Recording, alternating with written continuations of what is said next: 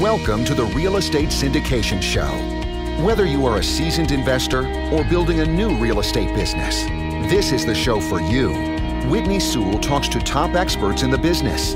Our goal is to help you master real estate syndication. And now your host, Whitney Sewell. This is your daily real estate syndication show. I'm your host, Whitney Sewell. Today our guest is Mike Taravella. Thanks for being on the show, Mike. Absolutely, Whitney. Happy to be on and just living the dream one day at a time, and super excited to be on. Love that. Now, when we first got on, Mike and I were talking, and he said, living the dream on a Monday morning, and I couldn't agree more. And just knowing a little more about him, about the team that he's part of, I know he's an amazing asset to them and a great guy. So a little about him, in case you haven't heard of him before. He's an asset manager of over 1,600 units, $100 million worth of units, certified public accountant, licensed in the state of Michigan, auditor, CPA, turned real estate investor, thanks to working with Dan Gilbert, owner of Quicken Loans and the Cleveland Cavaliers. Wow. Yeah. So, Mike, thank you again for your time. I appreciate you being on the show, because this topic, or your expertise, is so needed. But what we were also talking about for the show, it's not talked about enough. You know, everybody's talking about the raising the capital and the branding, and which we do talk about a lot because it's very important. However, if you can't perform, you're not going to be in this business very long. And so I love it when guys like yourself can just come on and us just kind of dive in to what happens when you finally get the keys. You know? Yeah, absolutely. It's the scariest part of once you get it. Even when I was owning my single families, you can run the spreadsheets over and over and over, but now you got the keys. You're like, now what? Now what do I do? So it's just exciting topic to talk about, and love just the execution piece of it. Yeah. Well, why don't you give us just a minute or so of your background and, why the asset management piece is your specialty, and let's jump into how you all are managing that many units. Yeah. So early I was always good with numbers. So my family's like, my high school teachers were like, oh, just do math. My mom was like, I didn't want to be a teacher. My family worked at Chrysler. So I ended up doing accounting, and everyone called me a sellout for it. So I picked accounting because I wanted to do business. I went through undergrad and master's at Michigan State University. And I love the numbers aspect, because accounting is a true language of business. Even I was listening to a podcast with Howard Marks, and says you need to understand accounting to be an investor. So just understanding all the aspects of the numbers and what they mean, because it's a language of business. So I started my career at Ernst & Young, learned it's a headfirst dive into financial analysis, understanding each line of the income statement, balance sheet, every document you're going through, footnotes. Super exciting stuff, I know. Being an auditor, everyone loves being told how to do their job, making sure they're doing it correctly. But I transitioned and I went to work with Dan Gilbert and worked with his startups. So I want anything from launching a esports organization, media production, to 10 to 12 more startups. It's that execution piece. People don't understand the numbers, and they had to have a feel. So I was educating a lot of the entrepreneurs on the numbers aspect, but also correlating with execution. But more importantly, I think with that group, as I learned the power of real estate, seeing Dan Gilbert buy properties in Detroit, overhaul them with his just dynamic team, and just executing on just his vision of Detroit. So it inspired me to get into the real estate and single family. And I was trying to go through and buy one house, but then I had to wait a long time to save up enough capital to buy another one. So there's got to be a better way. I'm always talking about processes with these startups. I got to do this with real estate. And I came into multifamily thanks to my mentor, John Kasman, introduced me, and I fell head first and just educated myself. And 6 months to a year later, I took my financial statement background and accounting background and applied it I got invited to work with Jake and Gino and the RAM Partners team. So Jake Senziano, Gino Barbaro, and just been working with the numbers. I mean, people talk about the underwriting, but with the processes we've been building with my startups that I've worked with, we've been taking those and putting into the property management and reporting piece so that we can see how we're doing and looking at all the different aspects to see how we can improve operationally. Awesome. And I can't speak highly enough about Jake and Gino and just them personally, and, in business as well. I've got to know them over the last few years, and, and just incredible guys. And like I said, I know that speaks a lot. It speaks a lot to you as well. But you said there, like knowing the numbers and how they connect to execution. So, let's dive into that because it's where most people, I think, start to stumble a little bit, or maybe we don't want to admit that we don't really know what that means or what to do, at that point, once we get these keys. Like you said, you said yourself, scariest times, like after you get the keys, and it's so true. So let's dive in there. You got the keys, and now, like, what? Maybe even a few things we need to know before that, obviously, before that, but, let's get to getting the keys, and then, some things you all do immediately after and how you're tracking all that.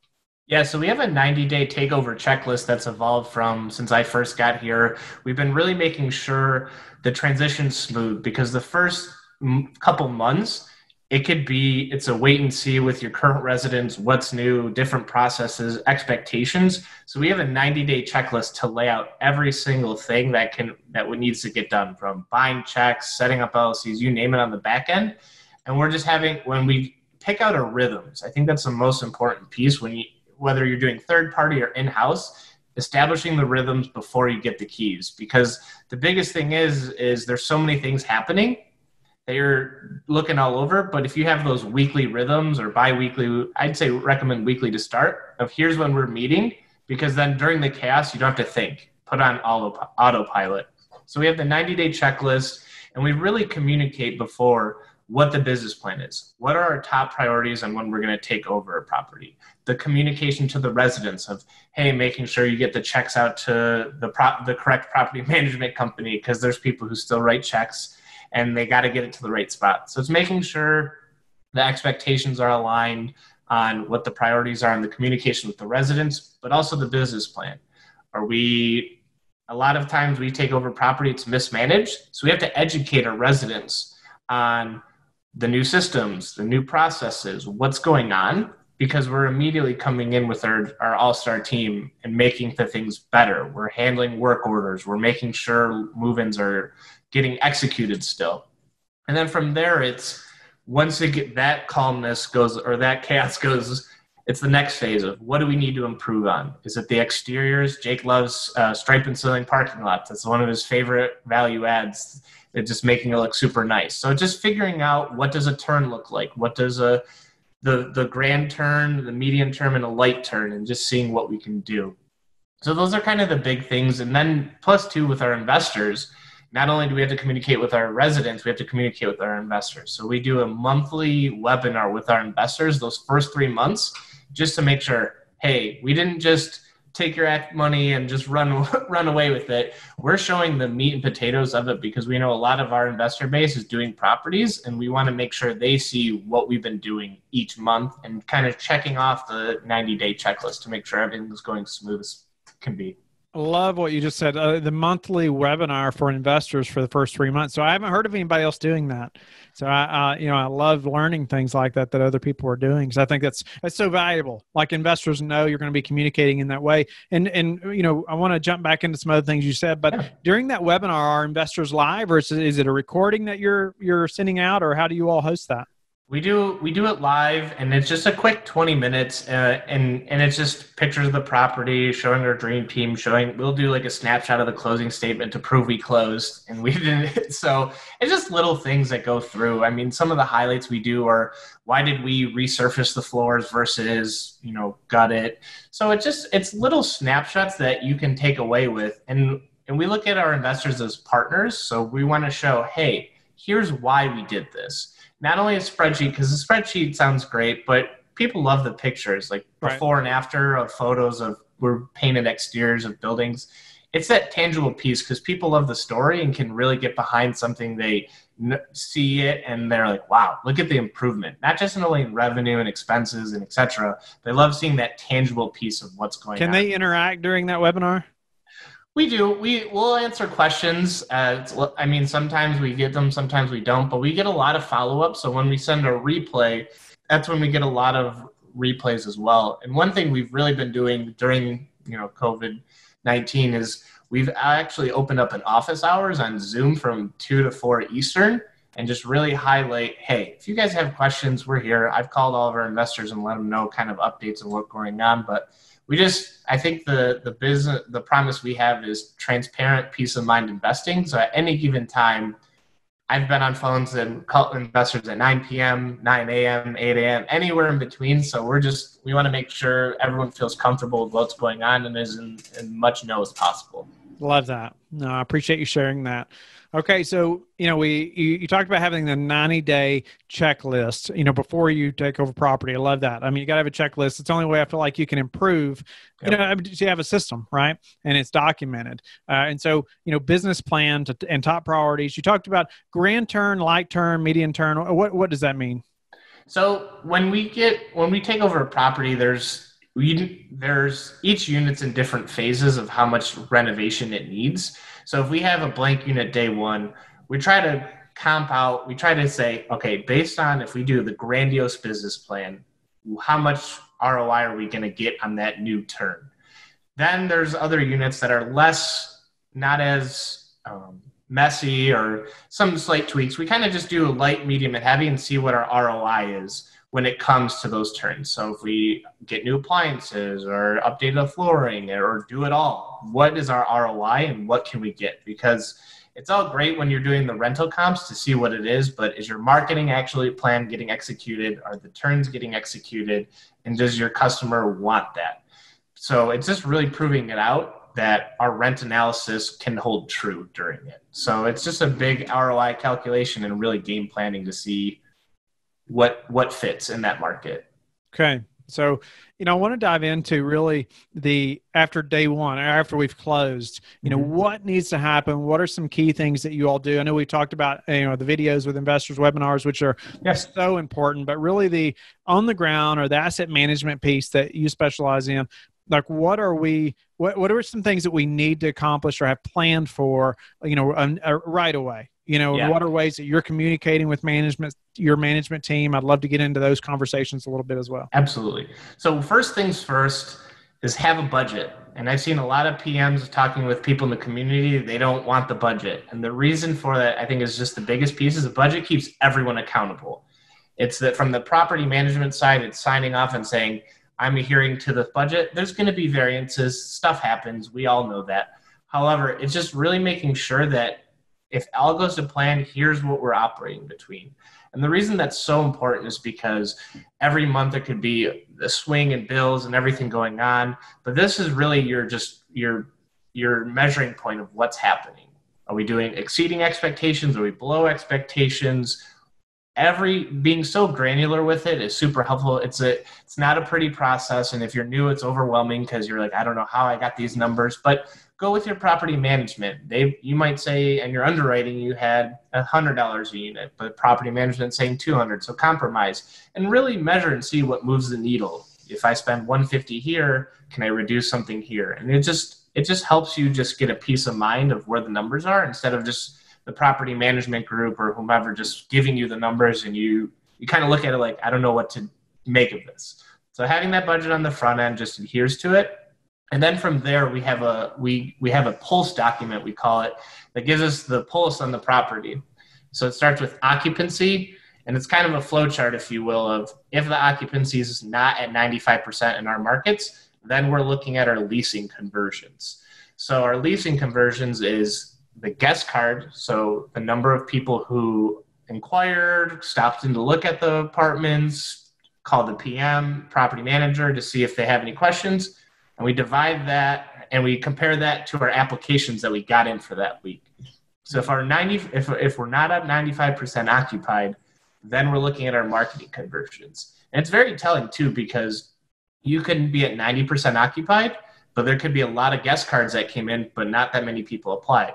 So then it's talking with the property manager, hey, what happened this week? Or it could be the opposite of there's not that many guest cards. So apartments.com could have been off. Our Facebook ads weren't hitting. Or there could be so many numerous options, but it really drills down to, if not this, then why? You're like 4 or 5 hows or whys to get to the root of the problem that you can really dive deeper on and hone in on instead of kind of just, well, that's what the property manager told us it happened. How did you all create something like that? Because I know a lot of the listeners are probably thinking, well, that sounds great, but like I don't even know where to start to create something like that. Yeah, so we can share our pulse doc. It's not very complex. We just look at it from the occupancy, because occupancy drives revenue. I think when we're looking at it, it all has to tie to the income statement. So it just, through Jake and Gina doing this for over about 7 years now, I think it's just seeing the key numbers that they look at. And so we're happy to share with your listeners and everyone to get an idea. And these are, if you're starting off too, if you have no idea, or like, I don't know what to ask a property manager, these are great questions to have. Or what are your key performance indicators? Because if they don't have any good ones, or they can't lay out if this, then that, it really shows the professionalism of the group. So just, even if you're starting off, don't get overwhelmed. It takes time. It's a team sport, and we're all here. That's why we're doing this podcast, to share the knowledge. And it just shows you what to look at and how it affects the income statement and balance and income statement. So how often are you communicating with your management teams, and is that different for different properties?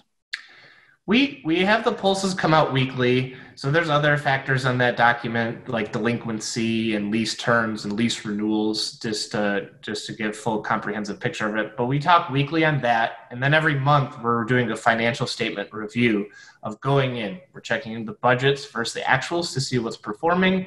We're seeing any month to month variances on actuals to see what were the big swings. For example, one of our properties, if you look at it just with no explanation, you're like, why are the utilities $20,000, $3,000, $20,000, $3,000? And it's just because it's a water timing bill. So every other month we get billed for water. So it's just having those, we'll have the weekly, then we'll have the monthly. And that's so important, having those weekly communications, because if something's wrong, you can correct it before it hits the full income statement. So that means that's money you're saving or increasing the NOI on before you get to those financial statements at month end. Love that. So, let's talk about a few of those key performance indicators that are crucial, or maybe there's some that that you all track that have really moved the needle for you all, that maybe some other people don't know to look at. Yeah. So I think marketing, our occupancies for our markets, we're shooting for 95%. And then from there, it's the marketing conversions. We like to see if it's not 95% occupied, we have to have at least 30% applicants divided by guest cards. So to make sure we're getting guest cards. Yep. So in that folio, the system is just any inquiries or walk-ins. So any people inquiring about the property is the denominator. Number of applications is the numerator. Okay. So we like to see that around 30%. And so if you have the occupancy up to 95, it's going to be much harder to get to that, but that's just our goal. And then from there, delinquencies by the end of the month. And this is, I think, a key piece. We found that our delinquency should be less than 3% of total other income. So there's always going to be some delinquencies and something happen, but I think less than 3% delinquent has been our sweet spot for a great humming property. And other than that, I think our renewal rate, we're still in bound. Our property managers took it upon them to get 60% renewal rate. I think industry average is 40, but their expectation is we're trying, as Jake says, the Chick-fil-A of affordable apartments. So we're just really trying to be the industry leaders in keeping those renewals. And that's why we're investing in reviewing our customer journey, which I would highly recommend all the listeners to look at the book, Never Lose a Customer Again. It's a phenomenal resource of just using all these different options to communicate with your residents, investors, etc. So, what was that book? Never Lose a Customer Again, or How to Never Lose a Customer Again, by Joey Coleman. He's phenomenal resource and great. He was on Jake and Gino's podcast twice, and I would highly recommend going through it. Nice. Appreciate that resource. Absolutely. Yeah, renewable rate. That's not something I hear most people talk about, like something they're tracking. Even, they may be, but if it's not talked about, I'm not sure that they are tracking it. Yep. So anything else that where you all are really standing out as far as what we really focus a lot on this, maybe outside of occupancy, obviously, and other things are stemming to that, right? These other things are figuring out how to keep the occupancy up. right? Yep. So anything else that really has helped you all to perform, above and beyond or raise your NOI? Yeah, I think just having the budgets. I think our property management group, so if you get all those things right to keep revenue up, it's really going to come down to your expenses. So it's always a lot of people I've heard many people in the industry say they re-underwrite the property as if once they've taken it over to see where they are and what compare the two, because you might think you have, $100 a unit marketing, but really it's $400. And you're like, wow, huge disconnect. So it's really comparing what you've been underwriting, your assumptions are, versus what's actually happening. And that'll just it'll keep your PM group happy. It'll keep your investors happy because you're tailoring it to what's actually happening at the property. So I think the expense piece is just refreshing your mindset. I know if you underwrite a lot, you're kind of like, here are my numbers, but just refresh every month. Hey, why are we off? And just comparing it to what's actually happening. So who's driving that conversation, on a weekly basis? Is that you or is that the property management company? It's a little bit of both. So, I mean, our property management group has been honing it in on just what the numbers to look at, because the property managers have such a hard job of the customer service piece and the accounting piece. We've actually invested and got our own internal accountant to help with our vertically integrated property management team. So it's been a process of just getting through everyone on the same page, and we're explaining the why. And once we've explained the why, property managers are driving the conversations to explain what happened. It's not necessarily like an auditor of, hey, what happened here? You're over budget. It's been a cool piece in seeing the property managers learn and understand the financial piece more and more. But every property management has different backgrounds, so we always just kind of do a technical underwriting of going through and explaining it. So it's been a cool piece to see get built out month over month, and it takes time to build these changes.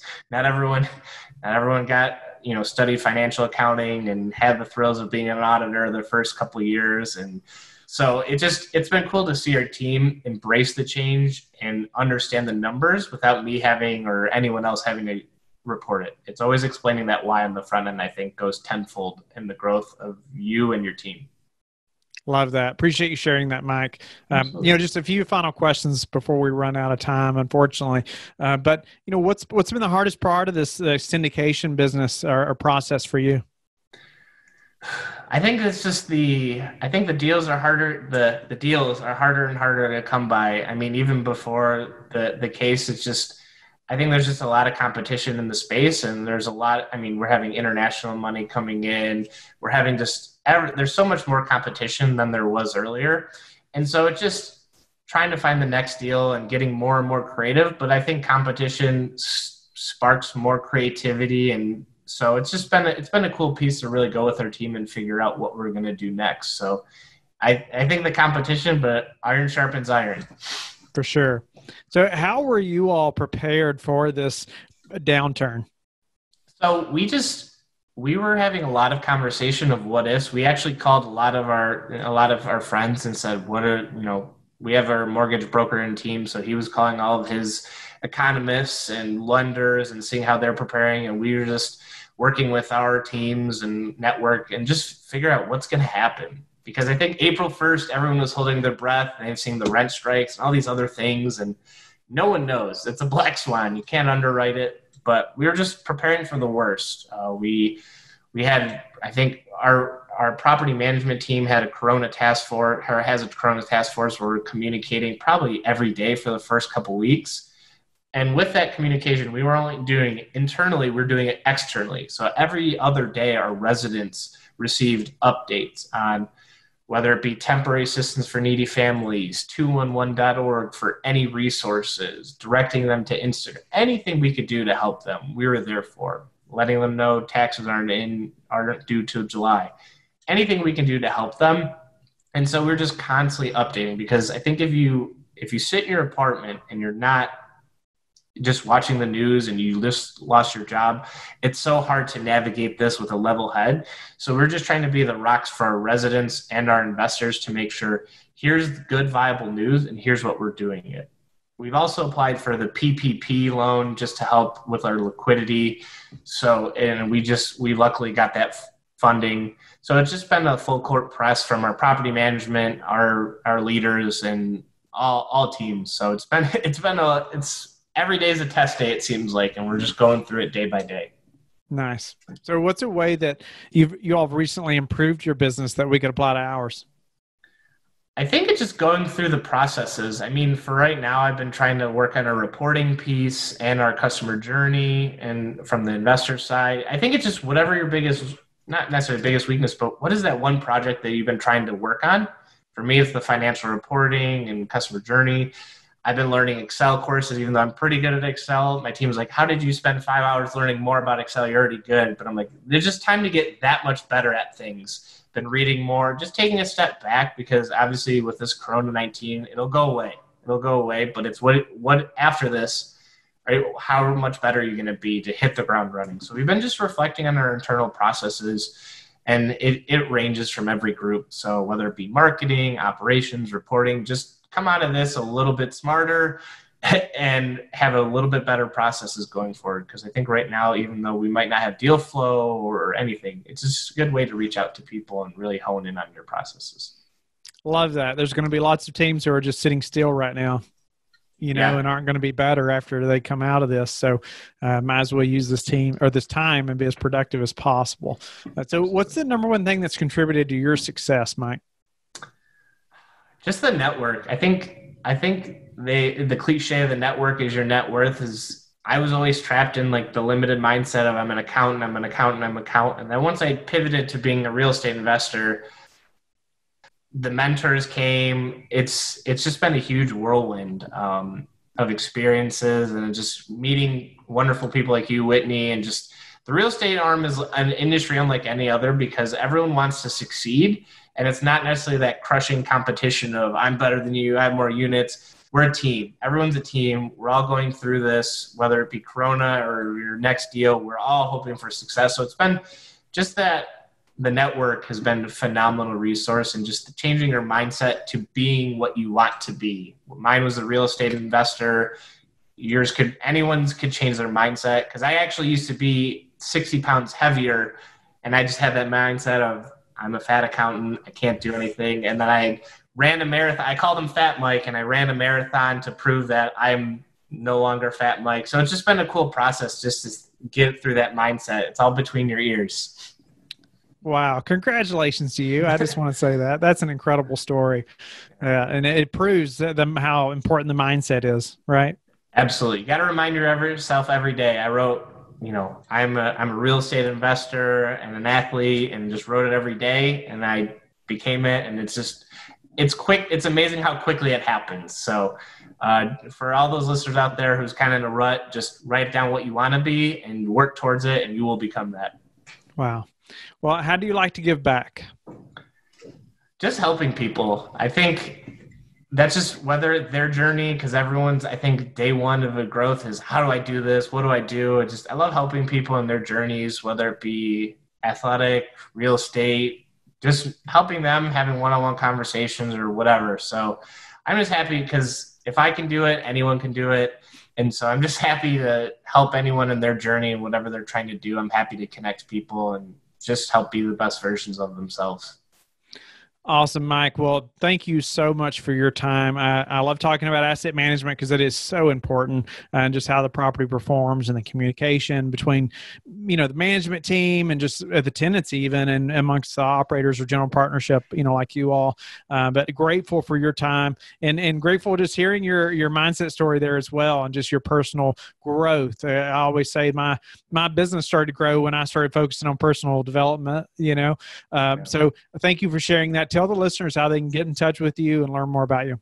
Yeah. Thank you so much, Whitney, for being on. And the best way to reach listeners, they can reach me out via email, miket@randcre.com. Also check out randpartners.com if you guys have any, see what we're working on next. So, but thanks again, Whitney, for having me on. I'm super excited. And I'll send you our Pulse Report doc in a viewable Google Sheet so everyone else can take a peek at it as well. Awesome. We'll be sure to have that in the show notes so people can find it easily. Absolutely. Thank you for listening to the Real Estate Syndication Show, brought to you by LifeBridge Capital. LifeBridge Capital works with investors nationwide to invest in real estate, while also donating 50% of its profits to assist parents who are committing to adoption. LifeBridge Capital, making a difference, one investor and one child at a time. Connect online at www.lifebridgecapital.com for free material and videos to further your success.